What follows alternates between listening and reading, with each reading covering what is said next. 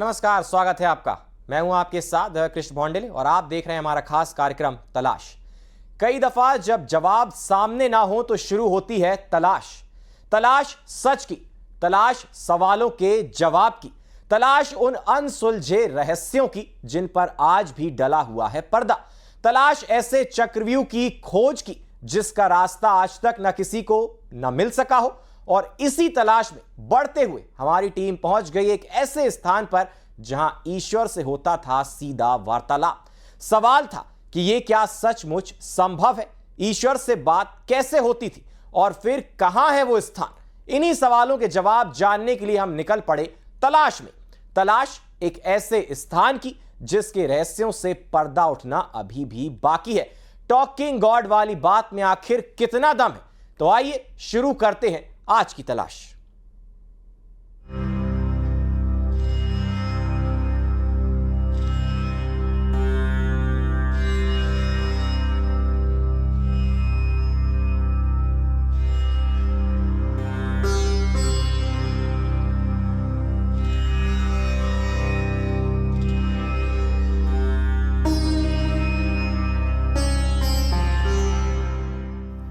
वृंदावन उत्तर प्रदेश के मथुरा में स्थित वो पवित्र स्थान जहां श्री कृष्ण ने बाल लीलाएं की। ब्रज का हृदय कहलाता है वृंदावन। धार्मिक और आध्यात्मिक महत्व के इस अप्रतिम स्थान पर जब भी कोई जाता है मानो यहीं का होकर रह जाता है, क्योंकि कहा जाता है कि आज भी भक्तों को श्री कृष्ण और राधा रानी की लीलाओं का नित्य दर्शन मिलता है। लेकिन आज तलाश वृंदावन की नहीं बल्कि उस स्थान की जो है तो वृंदावन से सैकड़ों किलोमीटर दूर, लेकिन कहा जाता है कि यहां राधा रानी और श्री कृष्ण वार्तालाप करते हैं।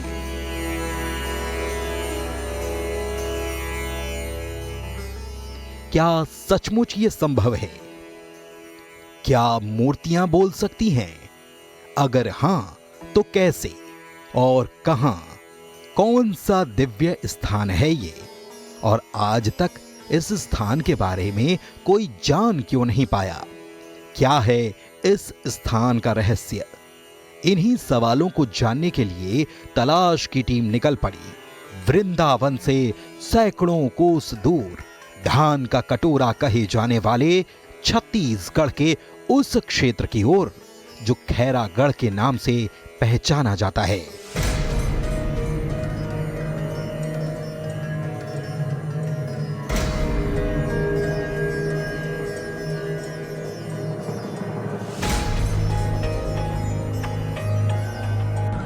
आज हम एक ऐसे रहस्य की तलाश पर निकल रहे हैं जहां कहा जाता है कि भगवान श्री कृष्ण और माँ राधा की जो मूर्तियां हैं वो प्राचीन समय के राजाओं से सीधे बात करते थे और उनको उनके प्रश्न का उत्तर प्रदान करते थे। तो चलिए हम आज प्रारंभ करते हैं अपनी तलाश।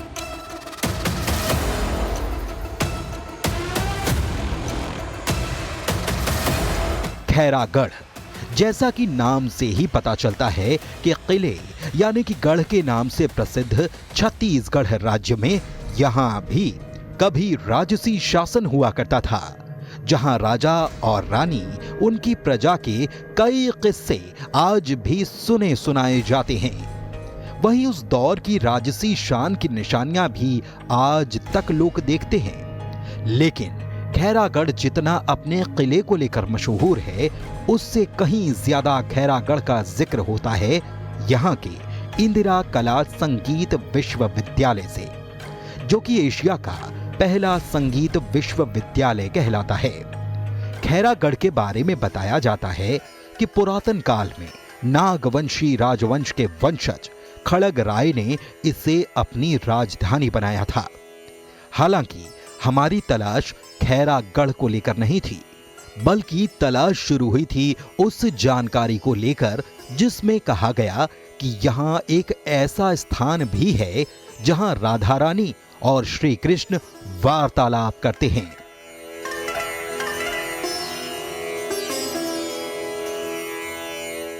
और सवालों के जवाब भी देते हैं।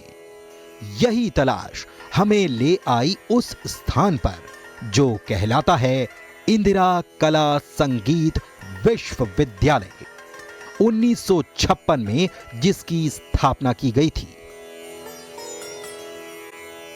के पहले संगीत कला विश्वविद्यालय के परिसर पर, और मैं आपको दिखाना और बताना चाहूँगा कि जो विश्वविद्यालय का निर्माण और इनका जो नाम हुआ था इंदिरा के नाम पर, अनेकों लोगों को ये लगता है कि ये जो विश्वविद्यालय का नाम है वो पूर्व प्रधानमंत्री इंदिरा गांधी के नाम से इस यूनिवर्सिटी का निर्माण कराया गया। लेकिन मैं आपको बता दूं, ये जो आप जो प्रतिमा देख रहे हैं ये किसी एक राजा की जो पुत्री थी राजकुमारी इंदिरा, उनके नाम पर इस विश्वविद्यालय का नामांकन हुआ था और उसके बाद से ही ये जो एशिया का पहला विश्वविद्यालय है वो इंदिरा कला संगीत विश्वविद्यालय के नाम से विश्व में जाना जा रहा है।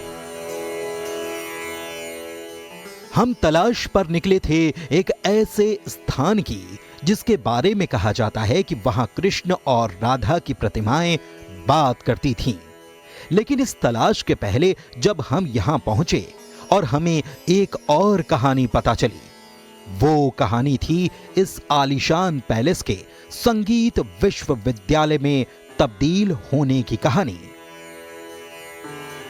सन 1856 में राजा कमल नारायण सिंह के द्वारा अपने महल कमल विलास पैलेस का निर्माण करवाया गया था, जिसके बाद उनके पोते राजा वीरेंद्र बहादुर सिंह और वीरेंद्र बहादुर सिंह की पत्नी पद्मा देवी के द्वारा सन 1956 में इस अपने महल को दान में देकर एशिया का पहला और इकलौता संगीत कला यूनिवर्सिटी का निर्माण करवाया गया था। आप जो देख सकते हैं मेरे पीछे, ये वही महल है जिसका निर्माण राजा कमल नारायण सिंह ने 1800 ईस्वी में कराया था। और ये जो सामने जो दो प्रतिमाएं देख रहे हैं ये राजा वीरेंद्र बहादुर सिंह और पद्मा देवी की जो प्रतिमा है, इन्होंने ही सन 1956 में अपने महल कमल विलास पैलेस को दान में देकर एशिया का पहला और इकलौता संगीत कला यूनिवर्सिटी का निर्माण करवाया था।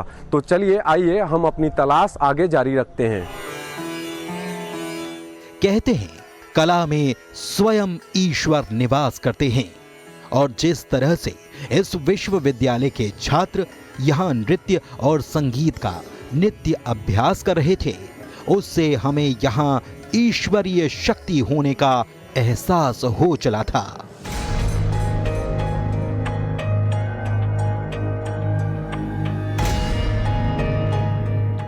ये ऐतिहासिक, आलीशान और खूबसूरत इमारत राजमहल है जिसका नाम है कमल विलास पैलेस। और इस पैलेस का एक बड़ा हिस्सा आज कहलाता है इंदिरा कला संगीत विश्वविद्यालय। लेकिन इसके यहां होने की कहानी भी दिलचस्प है।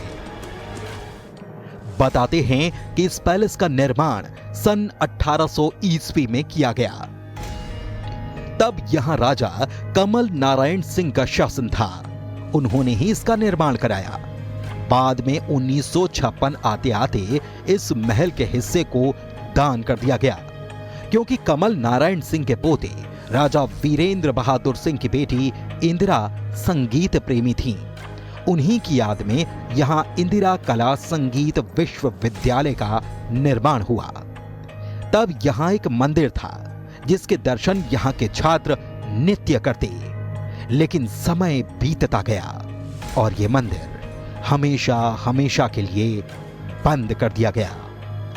हमारी तलाश उसी मंदिर को लेकर थी, क्योंकि इसी मंदिर के बारे में कहा जाता है कि यहां भगवान श्री कृष्ण और राधा रानी से राजा स्वयं संवाद किया करते थे। लेकिन तलाश के दौरान हमें पता चला एक और रहस्य।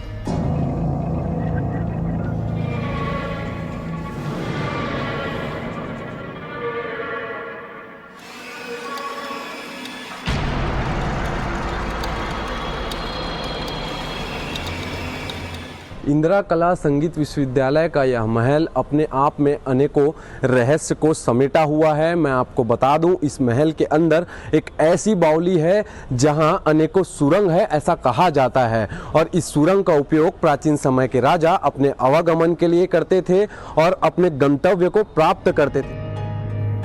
हालांकि आज इस बात पर किसी को शायद यकीन न हो कि क्या देव प्रतिमाएं भी बात कर सकती हैं, लेकिन हमने राजवंश के राजकुमार से बात की तो उन्होंने बताया वो सच जिसकी तलाश में हम यहां पहुंचे थे।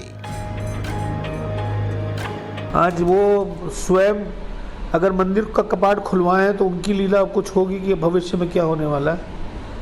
और मैं ये चाहूँगा कि वृंदा ना जाए, खैरागढ़ जाए और श्री राधा मैया और कृष्ण का पूजा करें और आपको वो जो फल आप वहाँ देखते हो वही फल आपको यहाँ भी मिल जाएगा।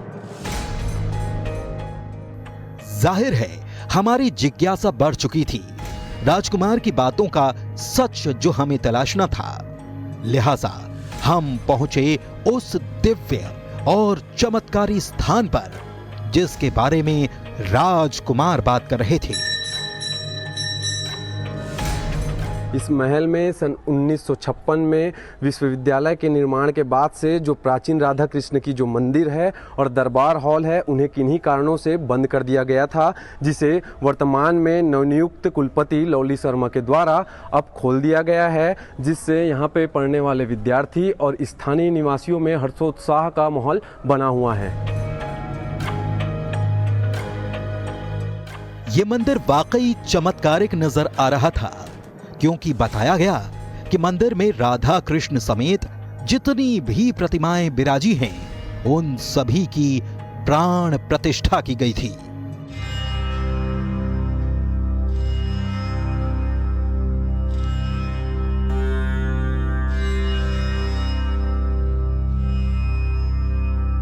हम उस प्राचीन और रहस्यमय मंदिर में पहुंच चुके हैं जहां अनेकों रहस्य जुड़े हुए हैं। इस मंदिर का निर्माण राजा कमल नारायण सिंह के द्वारा अपने महल निर्माण के समय 1800 ईस्वी में कराया गया था, जिसके बाद से ये मंदिर सन 1956 में बंद कर दिया गया था, जिसे वर्तमान में कुलपति के द्वारा खुलवाया गया है। और ये भी कहा जाता है कि जिस दौर में यह मंदिर बना, उस काल में कई लोगों के पास ऐसी शक्तियां या सिद्धि होती थी जिसके जरिए वो देवताओं से वार्तालाप कर लेते थे। राधा कृष्ण की इन अप्रतिम प्रतिमाओं को देखकर भी हमें इनमें प्राण होने का एहसास हो चुका था। लग रहा था कि बस कुछ ही देर में ये प्रतिमाएं बोल पड़ेंगी। इस मंदिर की जो कलाकृतियां हैं वो देखिए, ये 1800 ईस्वी में निर्मित जो मंदिर का ये भवन है, ये यहाँ पे अभी मौजूद है। मैं आपको दिखाने वाला हूं कि जो इस मंदिर की जो प्रमुख विशेषता है और जो रहस्य जुड़े हुए हैं इस मंदिर से, वो ये है कि ये जो प्राचीन समय के जो राजा थे, उनसे जो राधा कृष्ण जी की जो मूर्ति है वो बात किया करते थे। आप स्क्रीन पर जो राधा कृष्ण की जो मूर्ति देख पा रहे हैं, ये प्राचीन समय के राजाओं से सीधे बात करते थे, उन्हें उनके प्रश्नों का उत्तर प्रदान करते थे, जिसके बाद उन्हें अपने साम्राज्य को संचालित करने में उन्हें सहयोग मिलता था। जो राधा मैया और कृष्ण भगवान का जो मंदिर है वो एक साक्षात जीवित मंदिर है। और उस समय के जो भी हमारे पूर्वज थे, हमारे दादा थे, हमारी जो दादी थी, वो लोग उस मंदिर में जाके, जो कभी भी जब उनका मन भारी होता था या कोई समस्या का हल नहीं निकलता था, तो वो जाते थे मंदिर में, पूजा पाठ करते थे और स्वयं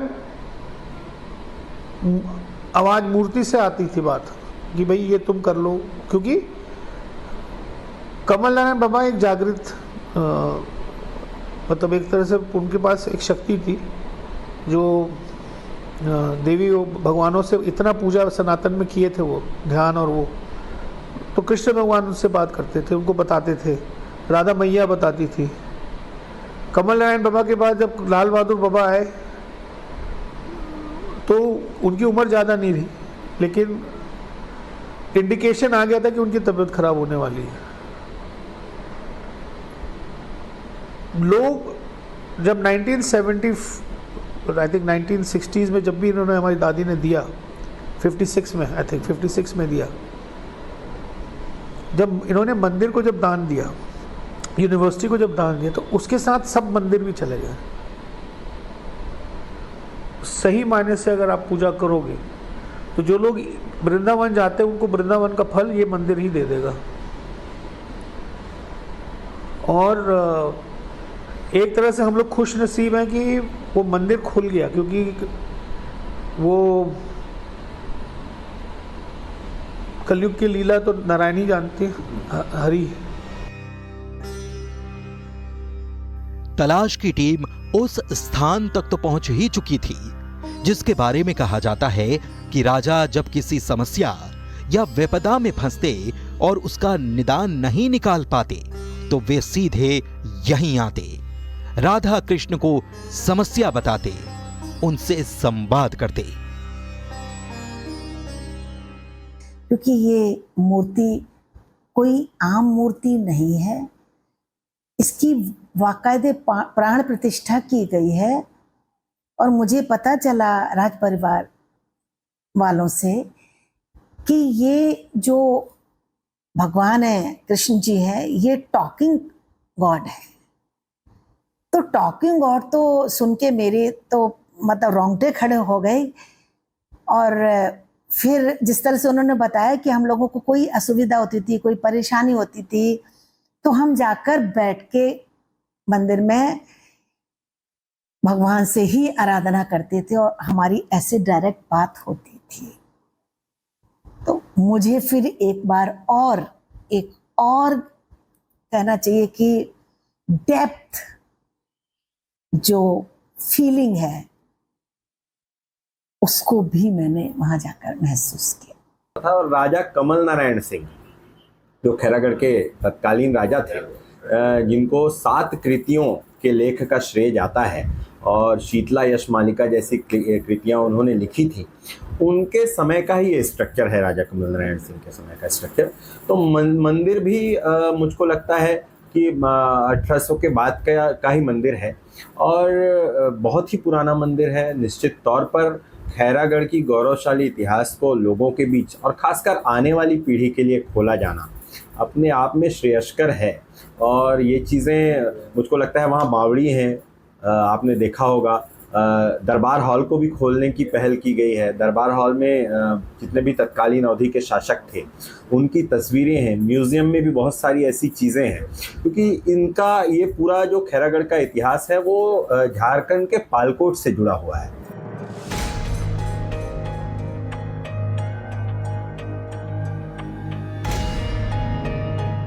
स्थानीय जानकार से बात करने के बाद हम पहुंचे इंदिरा कला संगीत विश्वविद्यालय की कुलपति ने बताया कि आम लोगों के लिए राधा कृष्ण का यह मंदिर सालों तक बंद था, लेकिन जब वे यहां आए तो उन्होंने न केवल मंदिर के पट खुलवाए बल्कि दरबार हॉल को भी खुलवाया, क्योंकि उन्हें पता लगा कि यहां टॉकिंग गॉड विराजते हैं। जिस तरीके से मैंने वहां जाकर पूजा करी और जो दर्शन लाभ किया वो मैं बता नहीं सकती, मतलब वो अद्वितीय था। और जो आनंद था वो भी अपरिमित आनंद मैं कहूंगी। तो जो अनुभूति हुई तो मुझे यही लगा कि इस अनुभूति से मैं ही क्यों रूबरू हूँ। सांस्कृतिक विश्वविद्यालय है, यहाँ पे बहुत अच्छा जगह है, तो मैं सोचा एक बार विजिट कर लूँ। और यहाँ पे आने के बाद मेरे को अच्छा लगा, देखा, घूमा, है ना। यहाँ पे बहुत अच्छा एक राधा कृष्ण का मंदिर है। बाकी जगह भी मैं देखा, मंदिर गया, वहाँ के अकॉर्डिंग मेरे को यहाँ आके मंदिर भगवान का दर्शन करके बहुत अच्छा अनुभूति हुई, है ना, अच्छा भी लगा। ईशावासमिदं सर्वं यत्किंच जगत्या जगत तेन तक्तेन भुञ्जीथा मा गृधः कस्य स्विद्धनम्। यानी इस संसार में जो कुछ है वो सब ईश्वर का ही है, चाहे जड़ हो या चेतन, सब ईश्वर में लीन है। इस भाव से त्याग पूर्ण होकर उसका भोग करो। किसी के भी धन या अन्य वस्तु की लालसा मत करो, क्योंकि सब ईश्वर का ही है।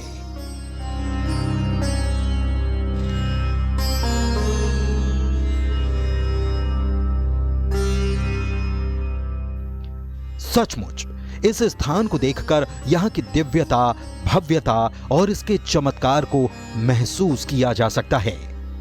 बताते हैं कि करीब 50 साल पहले इस मंदिर से कीमती आभूषणों की चोरी हुई, जिसके बाद मंदिर को आम दर्शन के लिए बंद कर दिया गया। वहीं दरबार हॉल, जो कभी राजसी सभाओं का साक्षी रहा, 15 साल से बंद था।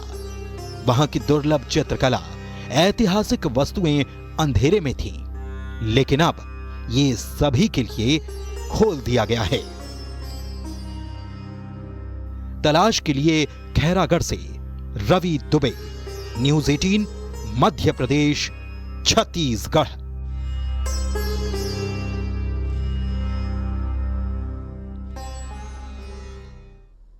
और तलाश का ये सिलसिला अभी थमा नहीं है। तलाश में आगे भी होंगे कई सारे रहस्य, कई अनसुलझे सवाल, हैरान कर देने वाली कहानियां और वो आधा सच जिसका दूसरा पहलू आज तक कोई नहीं जान सका। फिलहाल आज तलाश में इतना ही। मुझे दीजिए इजाजत। नमस्कार।